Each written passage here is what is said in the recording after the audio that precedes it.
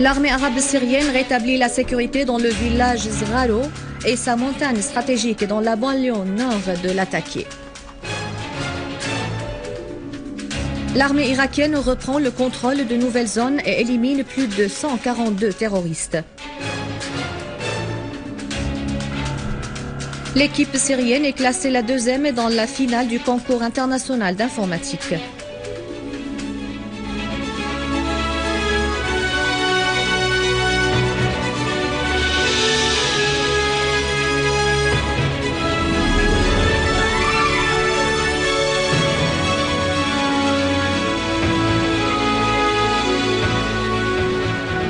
Les détails du journal, bonsoir. Les services compétents ont découvert à Tel Kalakh, dans la banlieue de Homs, une cache des terroristes incluant de nombreuses charges explosives et munitions.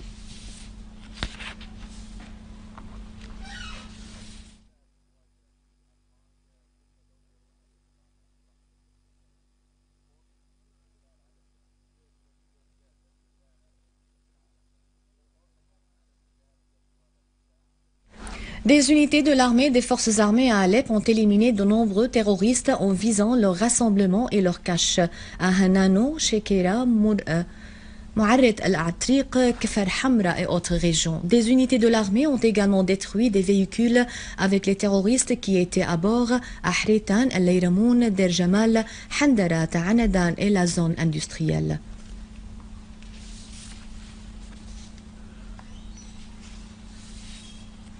Le guide suprême de la révolution islamique en Iran, Ali Khamenei, a abordé les preuves claires sur le rôle flagrant des services de renseignement des ennemis dans l'attisement des séditions dans certaines sociétés islamiques dans la région, dans l'Irak. Khamenei a indiqué que l'islam, escompté par les États-Unis, est celui qui soutient le sionisme, précisant que les ennemis veulent faire face à l'islam au nom de l'islam.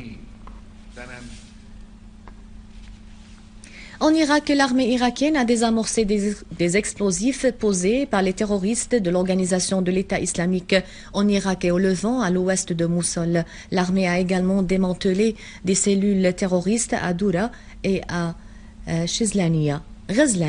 Le commandement de la police et du gouvernorat de Missan a annoncé l'envoi de 920 volontaires pour combattre la dite organisation de l'État islamique en Irak et au Levant. Et sur le plan politique, il est prévu que se tienne demain la séance du Parlement irakien pour examiner les développements et trouver une formule politique commune pour affronter le terrorisme qui menace le pays.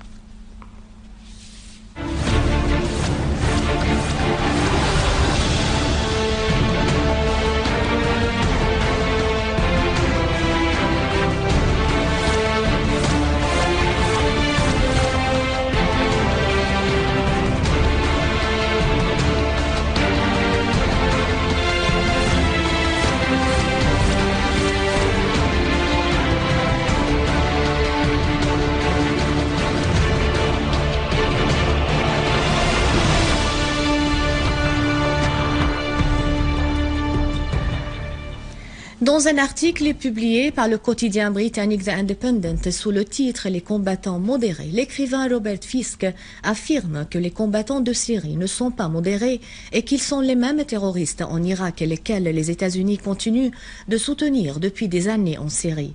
Ils se battent et mènent des attaques et tentent de détruire l'Irak et Obama essaye de leur octroyer davantage d'aide financière, militaire et politique, ajoute Fisk. Selon ces informations, le président Obama a envoyé 300 éléments des forces d'élite américaines en Irak sous la couverture de fournir de l'aide au gouvernement irakien, alors qu'en vérité, c'est une aide aux terroristes qui combattent en Syrie. Fisk exprime son étonnement des appellations de modérés et d'extrémistes, soulignant que ce sont la CIA et ses alliés en Grande-Bretagne, au Qatar et dans les autres féodalités du Golfe qui ont créé les milices. Ces milices se sont démantelées en majorité et leurs éléments se sont transformés en extrémistes appartenant au Front Nasra ou à la dite organisation de l'État islamique en Irak et au Levant. Le journal autrichien Der Standard s'est tenu aux côtés de Fisk dans sa moquerie de l'administration américaine suite à la reconnaissance de Obama de l'échec de la soi-disant opposition syrienne.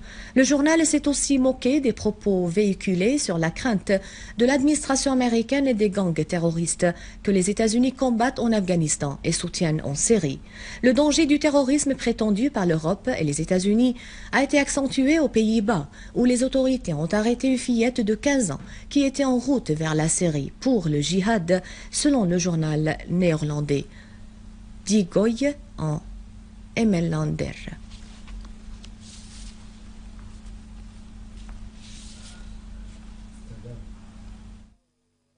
En France, le président François Hollande, dont la popularité a été détériorée, fait l'objet d'un mouvement de désobéissance sans précédent parmi les députés de son parti. Emmanuel Morel, figure de l'aile gauche du parti du président Hollande, a fait savoir dans une déclaration que la majorité des socialistes français ne veulent point que leur parti devienne libéral ni socio-libéral. Le député socialiste Christian Paul a lui aussi souligné que c'est la politique libérale qui a manqué sa crédibilité, non pas le socialisme français.